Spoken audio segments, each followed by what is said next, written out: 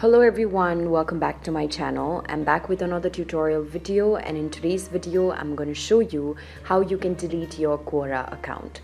So if you've been using Quora for a certain while but no longer want to use it and want to completely disable this account permanently, this is what you need to do. For this, first of all, head over to your Quora app and make sure that you're already logged into your account. If you're already logged in, you will land on your home interface. There you can see that on the upper left hand section there's a profile icon. Tap on the profile icon and then tap on the settings option on the lower left corner.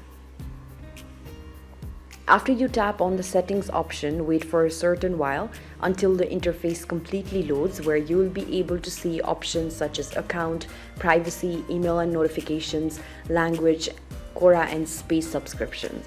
Tap on the privacy option and then wait for a certain while again. As the page loads, scroll downwards. There you can see in the very end there's an option that says delete account, so tap on the delete account option. After you tap on the delete account option, you'll have to enter your password in order to prove that it is you who's trying to delete your account. So type in the password to your account and then tap on done on the top right corner.